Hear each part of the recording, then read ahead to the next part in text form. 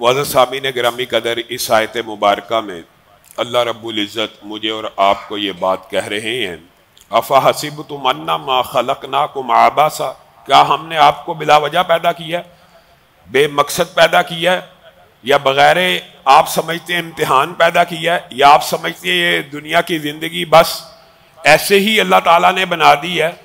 الذی خلق الموت والحیات لیبلوکم ایکم احسن عملا۔ یہ آپ نے بالعموم معاشرے کے اندر اس طرح کی باتیں سنی ہوئی ہیں کہ وجہ تخلیق کائنات یہ مقصد ہے۔ لوگ غلو کرتے ہوئے مبالغہ کرتے ہوئے کہتے ہیں یہ پوری کائنات کو اللہ رب العزت نے، رسول اللہ، بعض تو یہاں تک کہہ دیتے ہیں اہل بیت، بعض کہتے ہیں حضرت علی، بعض کہتے ہیں حضرت فاطمہ، جبکہ اللہ رب العزت کہتے ہیں وما خلقت الجن والانس الا لیعبدون، میں نے جن و انس کو اپنی عبادت کے لیے پیدا کیا ہے۔ الذی خلق الموت والحیات لیبلوکم ایکم احسن عملا، اللہ نے کسی مخلوق کے لیے کائنات کو نہیں بنایا، اللہ نے موت و حیات کو اس لیے بنایا آپ کو ٹیسٹ کرے کہ آپ میں سے اچھا عمل کرنے والا کون سا ہے۔ کل اس حوالے سے فقیری کے حوالے سے بھی چلتے چلتے گفتگو ان احادیث کی طرف آ گئی، موضوع سے کسی حد تک اس کی بھی مطابقت ہے کہ ترک دنیا اور دنیا سے کم از کم انسان کو دنیا کا ادراک اور شعور تو ہو، دنیا کما بھی لی تو دنیا کی حقیقت کا پتہ تو ہو۔ رسول اللہ صلی اللہ علیہ وسلم نے ارشاد فرمایا میں نے جنت میں دیکھا اکثریت جنت میں فقراء کی تھی، یعنی جنت فقیروں سے بھری پڑی ہے، اور میں نے جہنم کو دیکھا اکثریت ان میں عورتوں کی تھی۔ اور رسول اللہ صلی اللہ علیہ وسلم نے جیسے کہ آپ کے سامنے رکھ رہے ہیں اپنے صحابہ کی ٹریننگ، تربیت ترک دنیا کے حوالے سے، خوف خدا کے حوالے سے کیسے کی ہے، رسول اللہ صلی اللہ علیہ وسلم بار بار اپنے صحابہ کی تربیت کرتے چلے گئے۔ حضرت ابو ذر غفاری سے پوچھا یہ دیکھو اس مسجد کے اندر تمہاری نظر میں سب سے بڑا غنی کون سا ہے؟ ابو ذر غفاری کی جو ٹریننگ رسول اللہ نے کی، آپ حیران رہ جائیں گے۔ آپ ان کی زندگی کا اگر کبھی مطالعہ کریں تو وہ کہا کرتے تھے کہ جس بندے کے پاس 3 دن سے زیادہ کا مال ہے وہ ذخیرہ اندوزوں میں شامل ہے، وہ ان وعیدوں میں شامل ہے۔ حالانکہ رسول اللہ صلی اللہ علیہ وسلم نے 1 سال تک کی اور بہرحال دنیا کمانے کی اجازت دی ہوئی ہے، لیکن ابو ذر غفاری کی جو ٹریننگ اور تربیت تھی صحابہ کے اوپر فتویٰ لگا دیا کرتے تھے۔ اگر آپ کو موقع ملے تو ان کی زندگی کے زہد اور تزکیے کے حوالے سے ضرور آپ مطالعہ کیجیے۔ رسول اللہ ان سے پوچھ رہے ہیں مسجد میں سب سے غنی بندہ، سب سے قابل عزت بندہ کون سا ہے؟ ایک خوبصورت زرق برق لباس والے کو ابو ذر غفاری کہتے ہیں یہ ہے۔ اچھا سب سے فقیر کون سا ہے؟ ابو ذر غفاری ایک نہایت خستہ حال، نہایت سادہ کپڑے والے شخص کی طرف اشارہ کر کے کہتے ہیں یہ۔ تو رسول اللہ صلی اللہ علیہ وسلم کہتے ہیں کہ کل قیامت کے دن پوری زمین اگر جس کو تو نے امیر سمجھا، جس کو تو نے غنی جانا، ان سے بھر جائے، پوری زمین اللہ کی نظر میں یہ اکیلا فقیر ان سب سے بہتر ہے، اکیلا فقیر ابو ذر غفاری کو یہ۔ اور سہل بن سعد کی حدیث میں بھی ایک آدمی گزرا، رسول اللہ صلی اللہ علیہ وسلم نے پوچھا ہے بڑی شان و شوکت سے، یہ گزرا ہے، رسول اللہ صلی اللہ علیہ وسلم نے کہا بتائیے اس بارے میں کیا خیال ہے اپنے صحابی کو۔ صحابی کہنے لگے عظیم آدمی ہے، بڑا معتبر بندہ ہے، اگر کسی کی سفارش کرے گا تو قبول کی جائے گی، اگر یہ کسی بھی بندے کی سفارش کرے گا تو لوگ قبول کریں گے، اگر کسی کے گھر بھی رشتہ بھیجے گا لوگ رشتہ بھی خوشی سے دے دیں گے۔ ایک اچھا آدمی ہے، ایک صاحب عزت آدمی ہے، ایک قابل عزت آدمی ہے، ایک قابل قدر بندہ ہے۔ رسول اللہ صلی اللہ علیہ وسلم خاموش ہو گئے۔ دوسرا ایک شخص آیا، رسول اللہ نے کہا اس بندے کے بارے میں کیا خیال ہے؟ کہا اگر کسی کی سفارش کرے اس کی بات کو نہیں سنا جائے گا بلکہ اس کے کلام ہی کو نہیں سنا جائے گا، کسی کے گھر رشتہ بھیج دے تو اس کے ساتھ کوئی رشتہ کرنے کے لیے تیار نہیں ہوگا۔ وہاں پہ بھی رسول اللہ صلی اللہ علیہ وسلم نے یہی الفاظ دہرائے، وہ جس کو تم نے غنی، تونگر اور جس کی سفارش اور جس کو رشتہ دینا اور جس کی اتنی خوبیاں بیان کیا، اللہ کی قسم زمین پوری ایسے بندوں سے بھر جائے اللہ کی نظر میں، جس کو تم نے فقیر جانا ہے، یہ اکیلا بندہ پوری زمین ان سے بھر جائے، ان سے بہتر ہے اللہ کی نظر میں۔ اور یہاں تک کہہ دیا کہ یہ جس کو تم بڑا حقیر جان رہے ہو نا، یہ بندے ایسے ہوتے ہیں کہ اگر اللہ کی قسم بھی اٹھا لے نا اللہ پہ اعتماد کر کے، تو اللہ تعالیٰ ان کی قسموں کو پورا کر دیتا ہے۔ اور حضرت انس بن نضر کا واقعہ آپ کے ذہن میں ہونا چاہیے۔ آپ کی بہن نے ایک عورت کا دانت توڑ دیا، وہ کنبے اور قبیلے والے تھے، انہوں نے کہا قصاص ہوگا، قصاص لیا جائے گا، دانت کے بدلے میں دانت۔ رسول اللہ نے، دیگر لوگوں نے، سب نے سفارش کی، انہوں نے کہا ایسا نہیں ہوگا، قصاص لیا جائے گا۔ حضرت انس بن نضر معاملہ دیکھ رہے ہیں، جذبات میں آگے اور کھڑے ہو گئے۔ تم قصاص کی بات کرتے ہو، میں اللہ کو گواہ بنا کے کہتا ہوں، اللہ کی قسم کھاتا ہوں، میری بہن کے دانتوں کو نہیں توڑا جائے گا۔ آپ حیران رہ جائیں گے، ان کے قبیلے نے آپس میں مشورہ کیا، سب نے یہی رائے دی کہ اس کے بدلے میں دانت کے بدلے دانت۔ جس وقت دانت توڑنے کے لیے، اور انس کا وہ واقعہ بھی عجیب ہے، رسول اللہ کو کہہ رہے ہیں میری بہن کو معاف کر دیا جائے، دیت دینے کے لیے تیار ہوں۔ رسول اللہ نے کہا میں منصف ہوں، میں عادل ہوں، میرے سے سفارش کرتا ہے؟ ان کا حق ہے کہ دانت کے بدلے دانت، جاؤ سزا کو نافذ کر دیا جائے۔ جس وقت سزا نافذ ہونے لگی تو وہ عورت جس کا دانت ٹوٹا تھا، اس کے اور اس کے لواحقین کے دل میں رحم پیدا ہوا، اور انہوں نے کہا اللہ کے رسول، ہم انس کو معاف کرتے ہیں، انس کی وجہ سے اس کی بہن کو بھی معاف کرتے ہیں، اور ہم اس کا دانت نہیں توڑتے۔ تو وہاں پہ رسول اللہ نے دوبارہ یہ حدیث دہرائی تھی، انس تم اس کو کیا سمجھتے ہو، اللہ کے بعد بندے ایسے ہوتے ہیں جو اللہ کے اوپر قسم کھا لیں تو اللہ پوری کر دیتے۔ میں اور آپ، ہاں دنیا کمانا جائز ہے، دنیا، لیکن اتنی کمانا، جتنی بندہ دنیا کمائے گا کل آپ کے سامنے رکھا اتنا حساب کتاب میں پھنس جائے گا، اتنا ہی حساب کتاب میں پھنسے گا۔ اور صحابہ کی ٹریننگ اور تربیت کتنی عجیب ہے۔ ابو ہریرہ خود اپنا واقعہ بیان کرتے ہیں۔ کل حضرت ابو بکر کا، حضرت عمر کا واقعہ آپ کے سامنے رکھا تھا، بھوک کا۔ اصحاب صفہ کی جو رسول اللہ نے ٹریننگ کی ہے دنیا داری کے حوالے سے، ابو ہریرہ کہتے ہیں بھوک سے ہوں، اور صحابہ نکل رہے ہیں، ابو بکر آ رہے ہیں، عمر آ رہے ہیں، میں ان سے سوال پوچھ رہا ہوں، سوال علمی فقہی، اور خواہش یہ ہے کہ یہ میرے چہرے کے اوپر بھوک کے آثار اور پریشانی کے آثار دیکھ کر پہچان جائیں کہ ابو ہریرہ بھوکا ہے اور ابو ہریرہ کو روٹی کی ضرورت ہے۔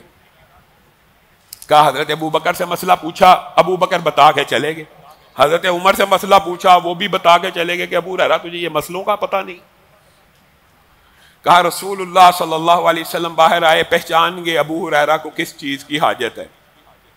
اسی اثناء میں دودھ کا ایک پیالہ آ گیا کہیں سے، گھومتا گھماتا رسول اللہ کے گھر میں۔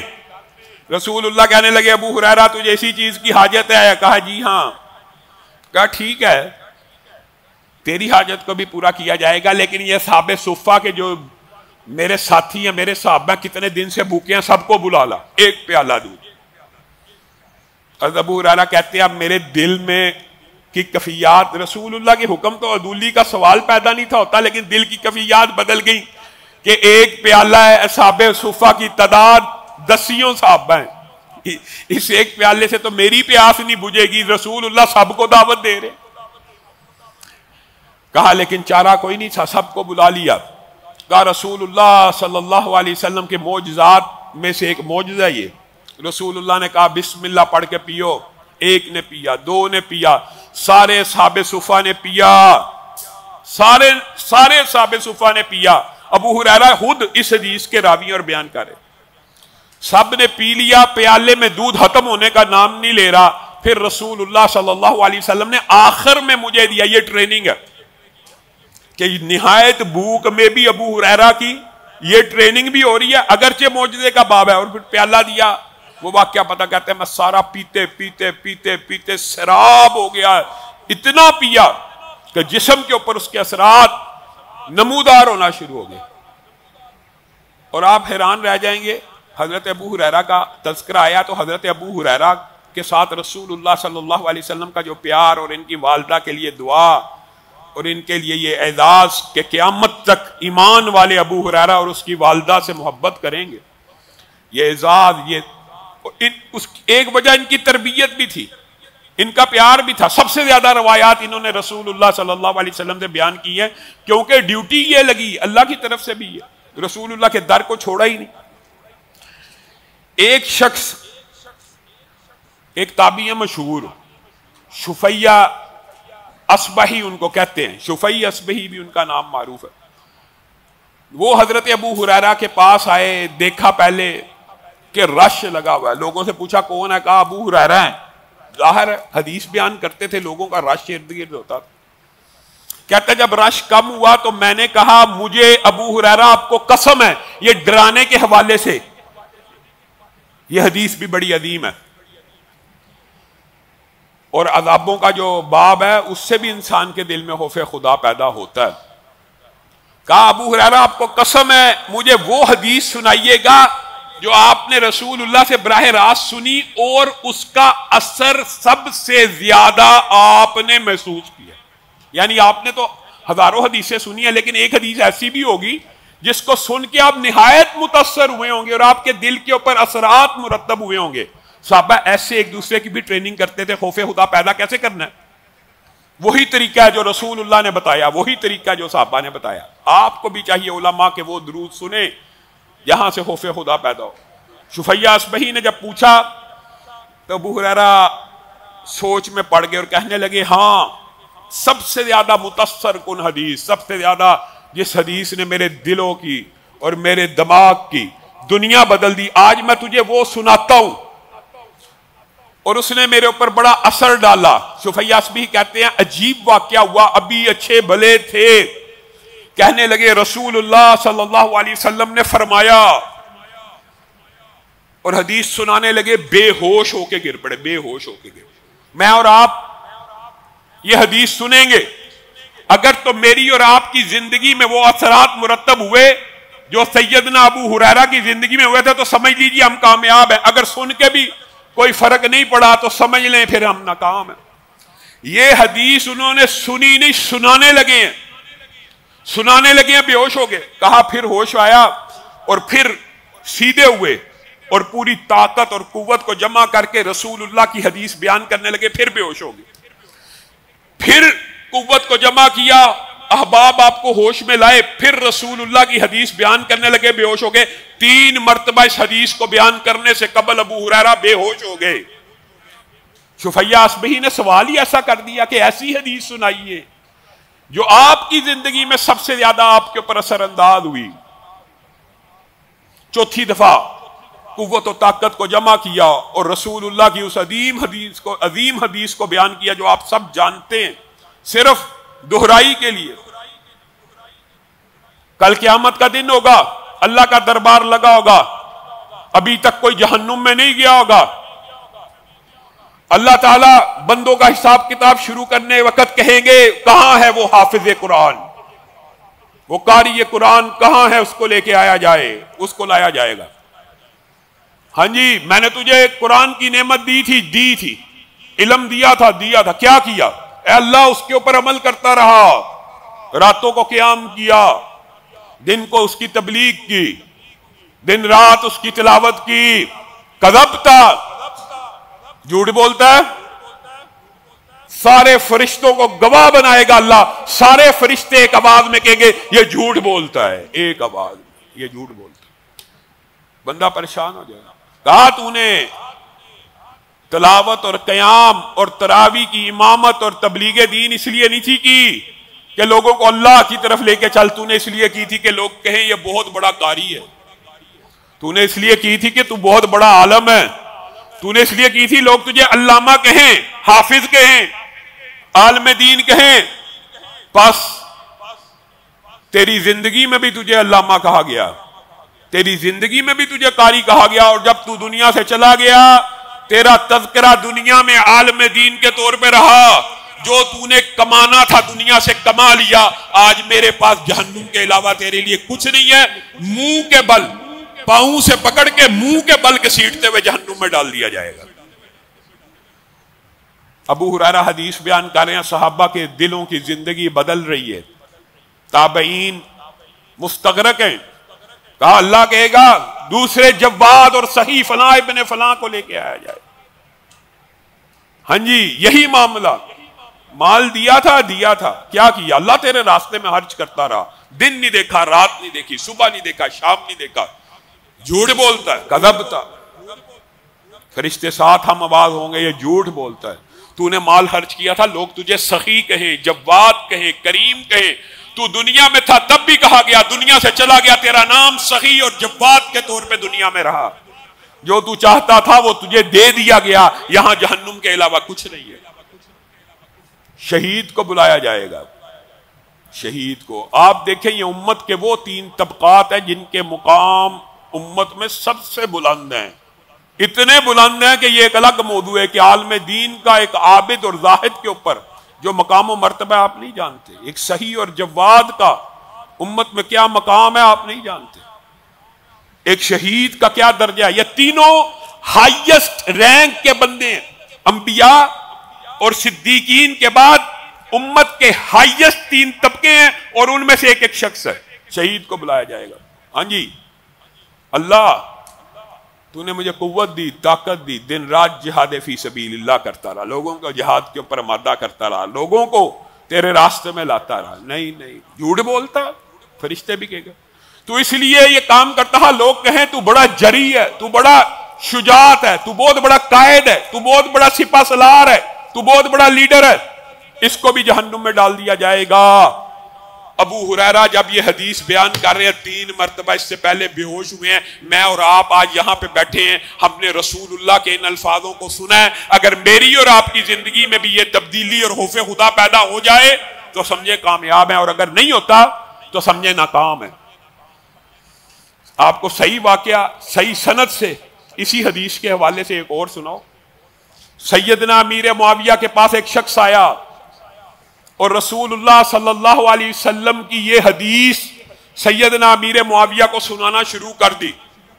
سیدنا امیر معاویہ نے جیسے حدیث پوری سنی بے ہوش ہو کے گر پڑے۔ سیدنا امیر معاویہ ساری دنیا کا بادشاہ اور حکمران رسول اللہ کی حدیث سن کے بے ہوش ہو کے گر پڑا۔ ان کے ساتھی بیان کرتے ہیں اللہ کی قسم ہم کہنے لگے یہ آدمی تو بڑا شریر ثابت ہوا۔ سیدنا امیر معاویہ ہوش میں نہیں آ رہے اور بے ہوشی بڑھتی گئی اور غم کے اثرات ایسے تھے ہمیں لگا سیدنا امیر معاویہ آج فوت ہو جائیں گے۔ یہ اکیلی حدیث سن کے سیدنا امیر معاویہ ہوش میں آئے تو ان کے منہ سے یہ جملے نکلے، اگر امت کے حافظ قرآن کا، عالم دین کا، شہید کا، سخی اور جواد کا یہ عالم ہوگا تو لوگوں میرا اور آپ کا کیا عالم ہوگا۔ لوگوں کو سمجھانا شروع کر رہے، امت کے ہائیسٹ رینک طبقے کے ساتھ جہنم کا افتتاح کیا جا رہا ہے۔ جہنم کا افتتاح کیسی بدقسمتی کی بات ہے، کسی بدترین قوم کے ساتھ نہیں ہو رہا، مسلمانوں میں سے عظیم طبقے کے 3 لوگوں کے ساتھ ہو رہا۔ اگر میری اور آپ کی زندگی اللہ کے عذابوں اور اللہ کی وعیدیں یہ سن کے بھی بدلتی نہیں ہے، آپ نے دنیا سے کیا لینا ہے؟ کتنا کما لیں گے؟ کمانے پہ اعتراض نہیں ہے، لیکن کیا کما لیں گے؟ آپ قرآن پاک کی آیات کو اگر غور کریں نا، ایک جگہ صحابہ کہف کا، ایک جگہ 100 سال سونے کا، اور ایک جگہ پوری زندگی گزارنے والے کا طویل ترین، اور اگر احادیث کو جمع کیا جائے تو اس شخص کا بھی واقعہ ملتا ہے۔ سب کا ایک ہی سوال ہے اور ایک ہی جواب ہے۔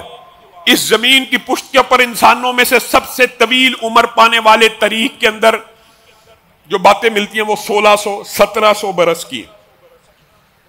1000 برس تو نوح کی عمر قرآن پاک میں بھی موجود ہے، لیکن حضرت نوح سے کیا بڑی عمر کے لوگ گزرے ہیں؟ حضرت آدم کی گزرے ہیں، 1600 1700 برس کے لوگ گزرے ہیں، 300 سال کہف میں سونے والے گزرے ہیں، 100 سال سونے والا گزرا ہے، ان سب سے جب بھی ہوش میں آئے ہیں تو پوچھا کم لبثتم، 300 سال سونے والے سے بھی پوچھا گیا کتنی عرصہ سوئے یا کتنا وقت گزرا، قالوا لبثنا یوما او بعد یوم، ایک دن یا اس سے بھی کچھ حصہ۔ اور حدیث کا مجموعہ یہ بیان کرتا ہے کہ جو 1670 برس گزار کے قیامت کے دن اللہ کے سامنے کھڑا ہوگا اور وہ ساری طویل عمر کے لوگوں کو جو اس پیٹے کے اندر ہوں گے ان سے پوچھا جائے گا کم لبثتم، کتنا عرصہ دنیا میں رہ کے آئے ہو، کہیں گے لبثنا یومن او بعد یوم، ایک دن بھی پورا نہیں تھا، کیونکہ دن ہی 50,000 سال کا ہے، تو دنیا کی زندگی 60 برس کی، اس دن کے سامنے دن بھی پورا نہیں تھا۔ کأنہم یوم یرونہا لم یلبسوا الا عشیۃ او ضحاہا،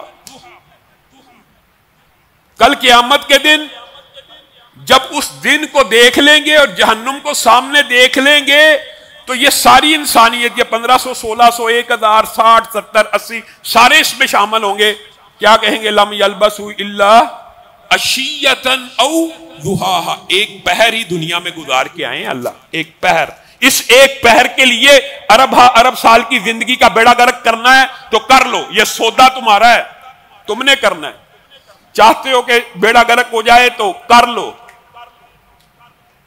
کون ہے جو موت سے بچا ہے؟ موت کی حقیقت تو آپ کے سامنے رکھا کہ ملحد بھی نہیں، اینما تکونوا یدرککم الموت ولو کنتم فی بروج مشیدہ، قل ان الموت الذی تفرون منہ فانہ ملاقیکم، بچ سکتے ہو موت سے، ہاں جو بندہ موت سے بچ سکتا ہے تو وہ ٹھیک ہے، مرنا ہی نہیں ہے، اگر مرنا ہی نہیں ہے تو پھر شاید، ویسے تو جو طویل عمر کے جنات ہیں، ابلیس ہے، اللہ تعالیٰ نے کتنی طویل عمر دی ہے، اس کے جو عذاب کا واقعہ آگے چل کے اللہ کے خوف کے اندر بعض عذابوں کا بھی آپ کے سامنے تذکرہ کرنا ہے، تاکہ آپ کو حقیقت میں ادراک اور شعور، اور آپ اپنے آگے آنے والی نسلوں میں یہ 3 باتیں پھیلائیں۔ 3 باتیں بہت مجرب ہیں، پہلے دن سے کہہ رہا ہوں، خوف خدا پیدا کرنے کے لیے، یاد موت، اور اسی لیے رسول اللہ صلی اللہ علیہ وسلم نے کہا جو بندہ سب سے بڑا عقل مند وہ ہے جو موت کو یاد رکھتا ہے، موت کی یاد۔ اور اس حوالے سے اور قبر کے حوالے سے گزشتہ سے پوستہ سال ہم نے تفصیلی 15-20 لیکچر دیے تھے، اس لیے اس موضوع کو اس سے آگے سے شروع کیا، وہ آپ انٹرنیٹ سے یوٹیوب سے سن سکتے ہیں۔ اور دوسری بات ہے تزکیہ نفس کے لیے، خوف خدا کے لیے سب سے زیادہ جو چیز ہے وہ اس دنیا سے بے رغبتی ہے۔ اور تیسری چیز یہ ہے کہ اللہ کے عذابوں کو کھول کھول کر بیان کیا جائے تاکہ لوگ خوف محسوس کریں۔ یہ 3 باتیں ہیں خوف پیدا کرنے کے لیے۔ اور چوتھی بات ہے اللہ کے انعامات کا تذکرہ، اللہ کی جنت کا تذکرہ، اللہ تعالیٰ نے جو بندہ مومن کے لیے جزائیں رکھی ہیں، جو انعامات رکھے ہیں، ان کا تذکرہ کیا جائے تو رغبت پیدا ہوتی ہے، وہ خوف نہیں ہے، وہ رغبت ہے۔ تو گویا آخرت کی تیاری میں 3 امور یہ ہیں، اور چوتھی بات جنت ہے۔ میرے بھائیو، رسول اللہ صلی اللہ علیہ وسلم کے ایک صحابی نے رسول اللہ سے سن کے یہ بات ہم تک پہنچائی کہ کسی بندے کے لیے اس دنیا کو گزارنے کے لیے ایک چھت ہو، ایک کپڑا ہو اور ایک گھر کے برتن موجود ہوں تو اس کے پاس سمجھ لے دنیا کی ساری نعمتیں موجود ہیں۔ اسی لیے رسول اللہ صلی اللہ علیہ وسلم نے کہا تھا بدترین بندہ وہ ہے، بیڑا غرق ہے اس بندے کا، بدترین ہے وہ شخص جو دینار کا بندہ ہے، جو مال کا بندہ ہے، جو کپڑے کا بندہ ہے، کپڑوں کا، زیب و زینت کا، دینار کا، پیسے کا، کہ اگر اس کو مل جائیں تو خوش ہو جاتا ہے، اگر نہ ملیں تو ناراض ہوتا ہے۔ اور یاد رکھیے گا یہ بھی رسول اللہ کی حدیث ہے، بندے کو جتنا مرضی مل جائے، جتنا مرضی مل جائے، جتنا مرضی مل جائے، اگر بندے کے پاس 2 وادیاں سونے کی ہوں، رسول اللہ صلی اللہ علیہ وسلم نے فرمایا وہ چاہے گا کہ تیسری بھی مل جائے، یہ ہے بندے کا۔